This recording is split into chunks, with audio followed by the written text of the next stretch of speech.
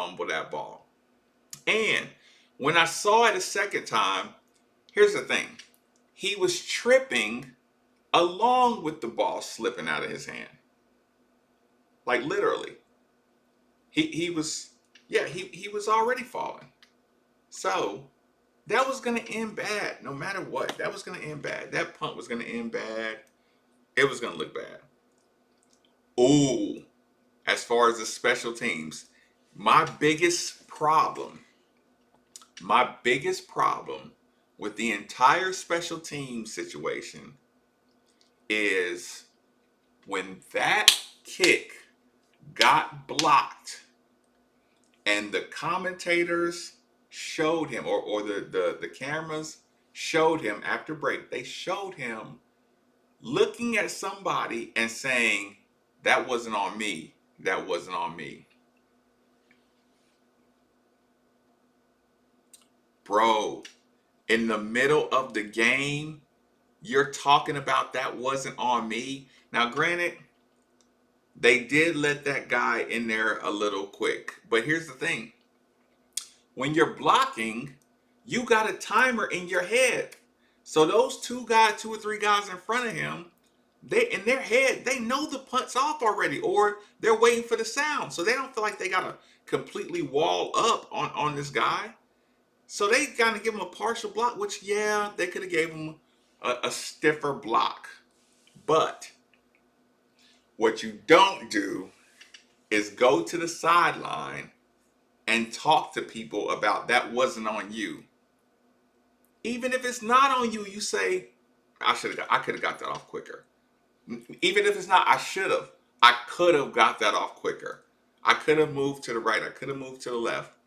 Ooh, that was a bad look. So right now, those young men are watching the replay and they see you doing that. Coaches probably see you. Actually, they're probably not using the ESPN TV replay. They're probably using a Stadium All 22 or something. But the point still is, you're on camera saying that wasn't on you. It's a terrible, terrible, terrible team look. You're gonna want that one back. Like, you're gonna want that one back. Like, you asking dudes to make some serious blocking sacrifices for you to be saying that wasn't on me as a punter. Mm. So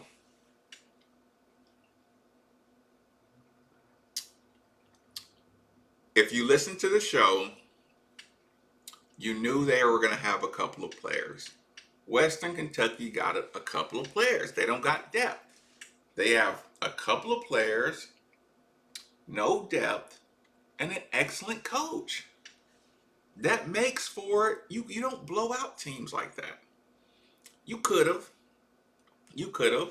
But just like we missed some opportunities to pull away, they missed some opportunities. I heard I heard the post game show kind of talking about how bad of a passer Pigrom is. He had a lot of drops. He threw a lot of catchable balls. Now they weren't perfect, but he threw a lot of should have been completions. Better receivers would have been completions. So he wasn't as bad as you're gonna hear. You're gonna hear that he was just a runner, and he wasn't. Like I said, he was under a little bit of pressure. He's not comfortable with the wide receivers yet. I mean, he's a grad transfer, so it is what it is. But he put a couple of footballs in definite possession catching. Listen, put it this way: if you're a Western Kentucky fan and you were watching that game, you would say your receiver should have had that ball. Think about it. If it was a low at Dez Fitzpatrick's knees, you would have said, Dez, you got to make that play. You would have said, Marshall,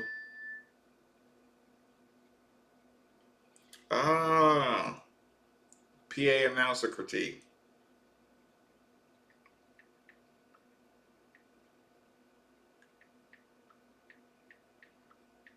Hold on. If y'all went to the game, tell me what you thought about the PA announcer too. because I didn't, I obviously didn't go. But okay, listen, there were some catchable passes that were ended up drops. They were tough catches, but other playmakers at other schools, every school got guys that can make those catches. So yeah, like I said, the quarterback wasn't bad. Huh? Russ Yeast. He looks healthy. Here's what I thought. Defensively, I'll work from the back of the defense, kind of in closer to the line. Start off with Russ Yeast. I think the injury to Russ Yeast will help him. I think it will help him. It's gonna slow him down, and I don't mean his physical speed. It's just I think Russ Yeast wasn't jumping to go up for run support so quick. I think he stayed back like he was supposed to. It's one of those things where you take that extra breath before you pull the trigger. I think Russ Yeast did a great job of just waiting and not getting sucked into a lot of plays. That's why you didn't see a lot of those big time plays, which we heard Coach Brown saying. The only thing he didn't want to do is the big time plays. So kudos to Russ Yeast. We'll move a little forward. Linebacker. I thought Jack Fago was a little late a couple times in supporting. Um, in supporting. We get to linebackers. I don't want my linebackers with their eyeballs in the backfield. So it's hard to really rank or rate the linebackers because you were hoping they wouldn't need all that run support. You would hope they could kind of do the linebacker thing instead of being on the edge of the line and constantly. But I mean, I know that's a part of the defense naturally. Until we get some stud tackles, D tackles, and DNs, you're gonna have to have your linebackers out of position a lot. And they did a good job, kind of with their discipline, a little bit. You know what I'm saying? Whew, they got out of their gaps a little bit. They hold on. Listen, Sean, man. Here's the thing. I personally feel like it was my duty to try to make sure we got back to football. I lost friends. I lost fans of the show. I lost a lot of people who just think that there shouldn't even been an attempt on football. But I think the more you see it, the more you realize, you know, it can be done. It can be done as safe as possible, but it still can be done without a complete shutdown. So I was excited to see it. Fun to see. Yeah. Um, Listen. Okay, yeah, I'm doing defense right now.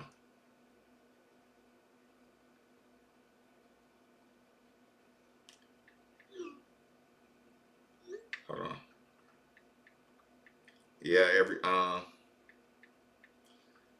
everybody get we all doing the breakdowns of the games. But listen, once you got to the linebackers, I gotta say, the defensive line play, regardless of if it's the three, the third and 15, three down linemen, which is also uncomfortable. It's so uncomfortable, especially with anything explosive.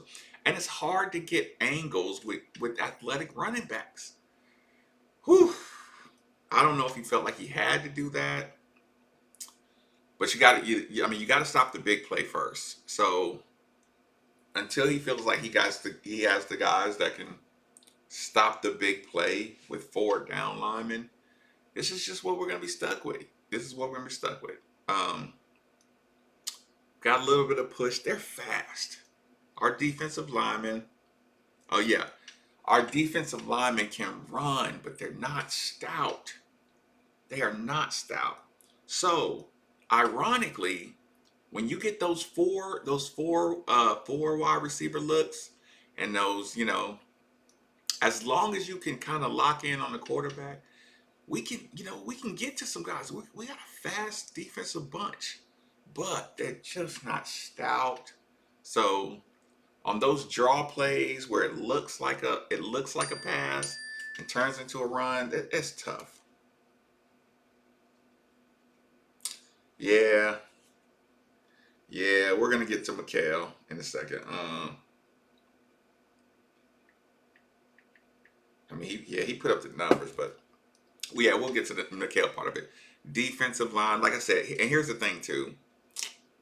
I know they have to be disciplined, so it's not like they can stunt and twist and do that the whole game to get pressure. Like you would want against Western a flat mush rush or a flat bull rush that you should be able to get out of your line. Yeah, I mean, yeah, we'll get to the Cunningham part. You just want to get a lot more pressure. You want to get a lot more pressure out of four. I mean, there's nothing. Like I said, I don't know if they're gonna need to keep on rotating guys. I don't know if you. Hmm.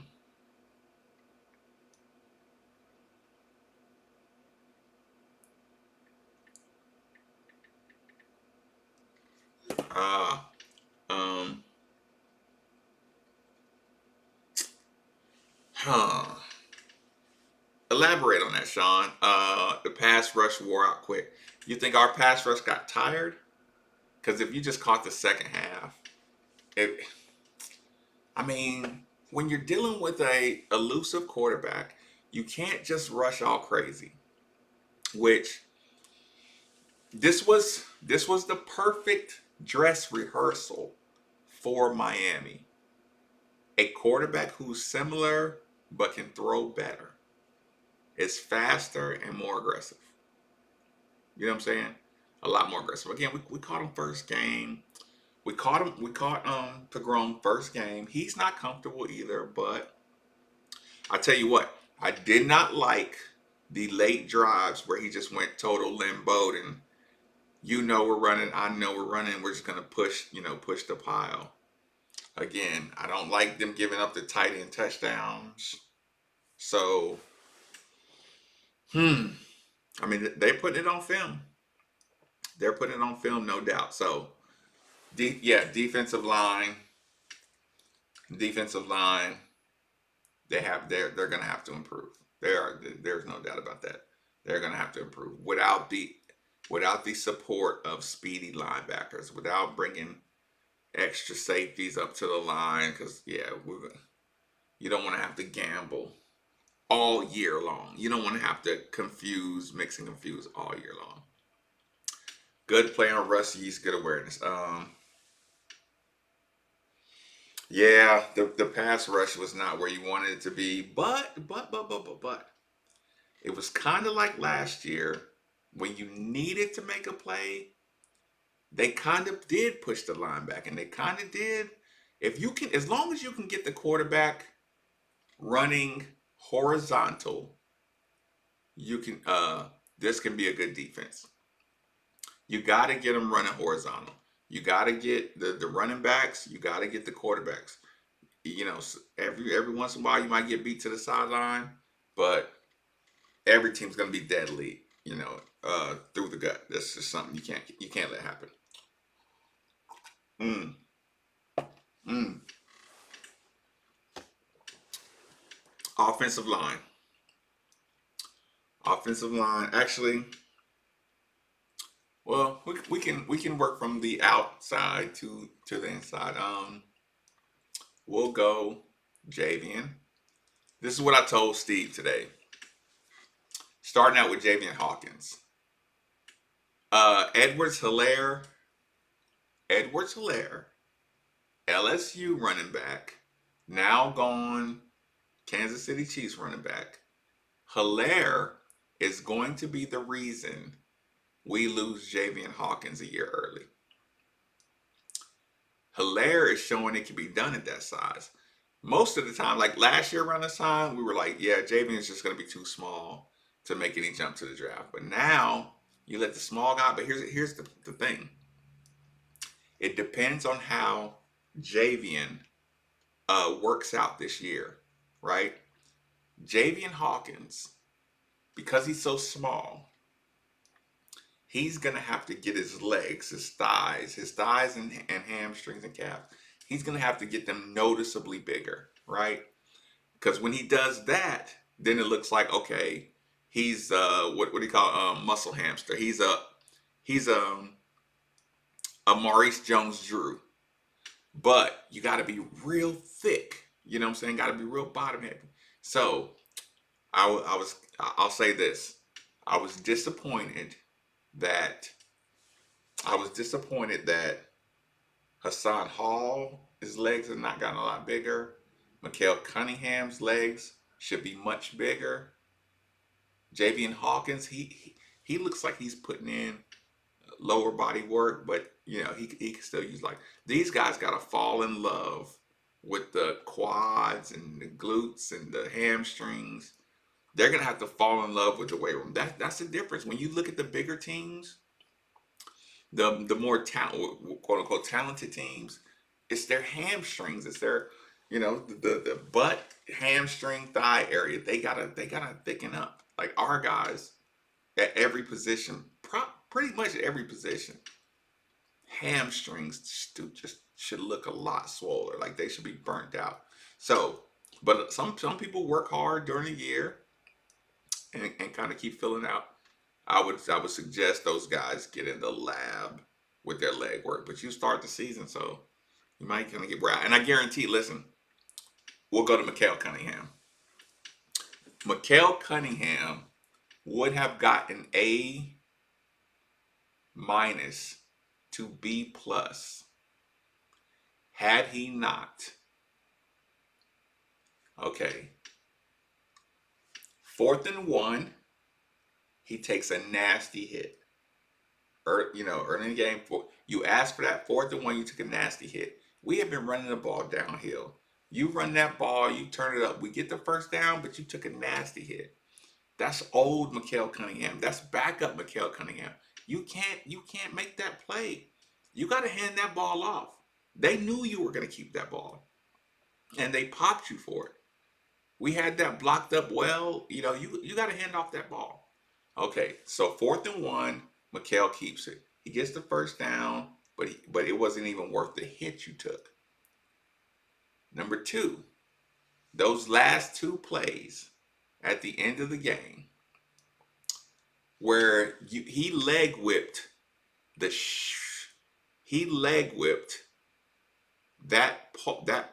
gate really hard. You heard me say it on the phone. I guarantee his leg, his calf muscle is swollen for at least 3 or 4 days of this week. His leg is gonna be in pain. He leg whipped that fence real nasty. But here's the thing: you're trying to stiff arm. You're not a big dude like that. He's dragging you down. He throws you out of bounds. That was just a terrible decision. We were running the ball downhill nonstop. It was all good. You got to hand that ball off, Mikael. Like you can't get a number on this. It's 40, it's a minute 28. It's 48 seconds. You can't take that hit out of bounds. That's the first part. The second part is you run the option play to the other side. You don't pitch it. You take another late game hit, another tough late game hit. Okay, so that's number 2. Number 3, how you think Javian Hawkins and them felt about that? We on the 3-yard line, and you ran to the left and ran to the right. And we've been moving this ball up up the middle the entire time. I'm sure they're not gonna like that. I mean, not that anybody's like selfish or anything, but dude, we just ran it up the middle 7 out of 8 times. We get in the yards. They're blocking up front. Your linemen are like, dude, give it to Javian. He's been ball. He need to get this one. I know you want to be, you want to get respect, and less is more with Mikael, and he's gonna need to learn. Less of his runs means when he does run it, it's gonna be wide open. So he's gonna get more yards by running the ball less, and he has to learn that. And I thought he would have learned that in the offseason. So You don't give the ball to Javian Hawkins the last two. You take two nasty hits in the last possession. The other thing, you're stopping the clock. You stop the clock with about 2:30 on the board. You ran right out of bounds. You threw the ball out of bounds good like you were supposed to. That's why I was giving you good. Yeah, Doug Martin. Sean, Doug Martin is a good. Doug Martin is a good. Yeah, yeah. It was fantasy. Yeah, it was fantasy related. But yeah, you kept running out of bounds. And see, this is when those announcers, right? When they say, okay, Louisville's talented, Louisville's explosive, but Louisville's not going to upset whoever. They look at those three plays. You ran out of bounds left, you ran out of bounds right, you took hits on those last two plays, and on the one with 2 minutes and 30 whatever seconds to go, you ran out of bounds when you were supposed to be. This is what do you call it? This was like the 4 minute drill. You were supposed to run that ball up the middle, keep the clock running. Look, to to a regular team, to a regular good team, two touchdowns with 4 minutes is a wrap. And we're running the ball. You cannot run out of bounds. You have to know that. Whatever you do, you keep the clock moving. You got to know that. They draw up short plays. You got to know that. Keeping the clock running is the most important thing, Mikhail. So your A minus, B plus really went down to C minus with just those few plays. You know what I'm saying? Like, I'm trying not to be too harsh, but early in the year, that just like that one can't, like those three plays, the attempted, okay, I guess it's four plays. The first down, the 4th and 1 first down, you took a nasty hit. Those last two running out the clock plays, the stat pad, like I said, I know you want to get your respect, but you got to get the respect of your team. And I mean, like I'm saying, I know they respect you. You're the quarterback. You work hard. You go hard. Like I know they respect you, but there's still a conversation that happens in the dorm rooms when you're not around. It's a conversation between Javian Hawkins people, the line, those last couple of plays. There's a conversation going on with. I mean, it's not that we're not bought in, but there's still a man. Hassan Hall. Let's say Hassan Hall goes to JV and say, "Yeah, bro, he should have gave you one of that. He should have gave you one of those last two plays, just to give you a chance." I know, right? See what I'm saying? It's not like horrible. It's not lingering, but like I said, when they're running the ball like that, you gotta. Yeah, I know. C minus is harsh. C minus is harsh. But he has so much ceiling that he can tolerate a C minus. You know what I'm saying, for the first one. Okay, so you go Javian, you go um, punt return. Rajay did fine. Hassan, you can't. Yeah, Hassan, you got to make somebody miss. Hassan cannot. You can't still do it with all speed. Hassan has to find angles. He's still trying to outspeed his man. So I was hoping he would learn to get a little more vertical this year, but that's fine. Hassan is who he is. Um, Marshawn Ford, you did a great job. Tight end position. Ian Pfeiffer, y'all did a great job. The reason you're so open is because you had people convinced that you were blocking. So Marshawn Ford, Ian Pfeiffer, tight end positions, you get thumbs up. I guess I'll save the actual grades for the show. But here's the thing. On the offensive line, I will say this when speaking about the offensive line. He rotated them. He rotated them, which says the offensive line play is not where we need it to be. but he had no problem rotating them instantly. So I did like that. And the fact that he could rotate, he felt like he had enough depth to rotate his offensive line, I'm okay with. So, offensive line, for what you're going to need, special teams probably gets the lowest grade, of course. Offensive line may get the offensive line and defensive line, they get a tie. So whatever grade I'm gonna give them, they're gonna be equally yoked.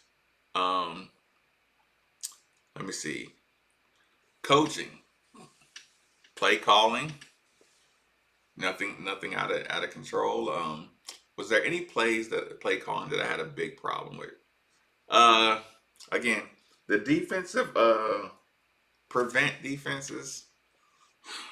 It's hard to criticize that one, but you know, on defense you got who you got, and you can't gamble. You can't keep continuously gamble on defense. So you know, I won't. I'll reserve judgment on the defense because I'm like I said, I don't. If you can't get pressure, you gotta cover. You gotta keep people in coverage. Okay, so you listen. I'm waiting for Hassan to get loose too. I just think he won't put his foot in the ground. He's still using that speed. But see, that's why I was disappointed with the leg size of Hassan. Hassan is a speed guy. You know what he reminds you of? A basketball player that doesn't want to lift weights because he doesn't want to mess up his shot. Like it's hard to like a guy as fast as Hassan who's made his money off of just being this fast, and Tutu Atwell, they make their money off of being really really fast. You know what I'm saying? Florida dudes. It's just like a shooter. They don't want to sit around and put strain, like superior strain on their hamstrings and thighs. They don't want any hamstring injuries. They don't want anything. But here's the thing.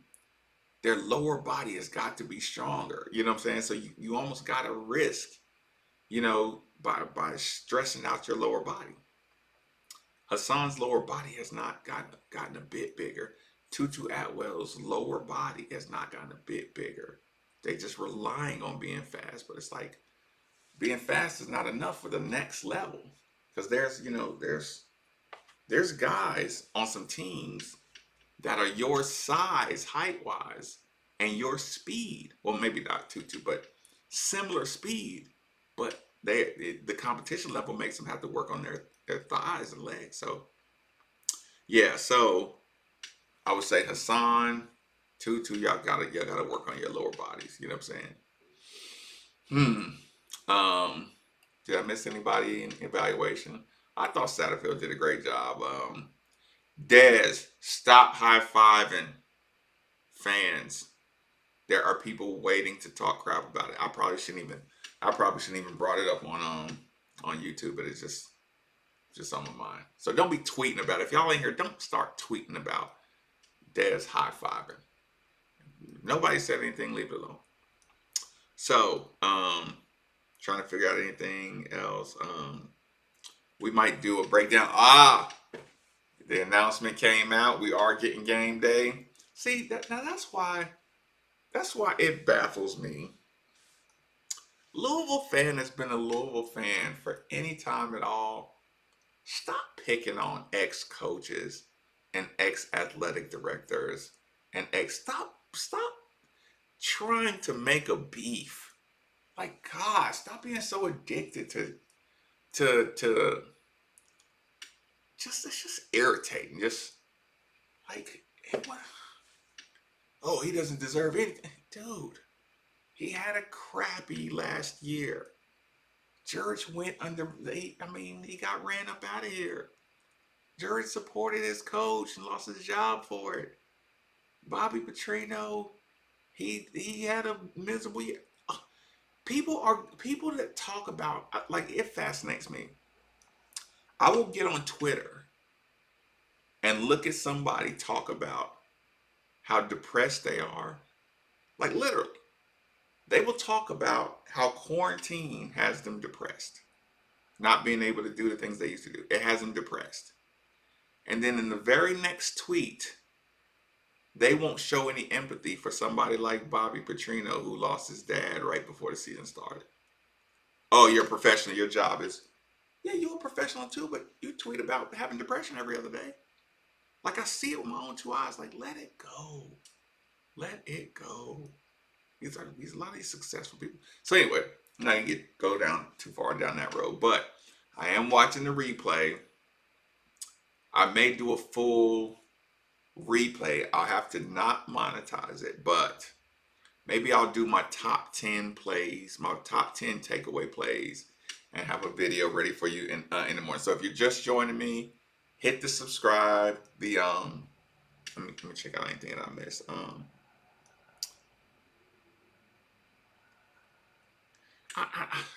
Johnny, I mean, listen, I don't want to fight about it, but I'm not afraid to fight about it. It's just, you know what I'm saying? It's just like it's the lack of empathy for successful people that has always agitated me. You don't think Tom Judge is a successful person? You don't think Bobby Petrino over his span of his career is a successful person? I mean, Crackthorpe was horrible here. He got picked right up to be a coach. Like at what LSU? Like these dudes are successful people. Don't talk about depression, screw depression, and then every time you get in trouble or you have a bad day at work, you go to depression. But don't give that same respect to anybody else. Okay, so yeah, I'll probably do a top 10 and play the plays. I hate trying to learn the I don't know all of the rules of the videos you can use. I hate getting those copyright infringement emails and all that stuff, so I try to stay away from that. But we'll leave it at that. Appreciate it, Johnny. Appreciate it. We're gonna work harder. We're gonna work harder on the YouTube stuff. I'm gonna get a lot more material out of Steve. I'll force him to it. I'll literally force him to do more on the YouTube. Get some better video coming out. I'm forgetting anything. Yeah, for any digital upgrades, it looks like you can always super chat. You can always cash out. All that stuff just goes right to the YouTube channel. I don't care. Maybe 939 is what it is. I'm starting to appreciate the holidays, the birthdays that was coming up. So y'all are more than welcome to buy me a drink. Gladly accepting. What else am I missing? That's about it. I'm gonna go right back to the review. I'll probably be up another 5 hours anyway. So click the subscribe. Tell a friend to tell a friend. This YouTube channel, you know what I'm saying? Louisville fan, Louisville hater. Just subscribe. Subscribe. Hit the likes. The likes are free. Don't cost you anything. Just when you jump in, hit a like button. Even if you listen for 60 seconds, come in, hit the like button, bail out. It's all good. I won't be mad at you. So every time you see it shared, Facebook, Twitter, it wouldn't hurt to share it. Wouldn't hurt to hit the like, and we'll try to keep the good content going. Later, y'all.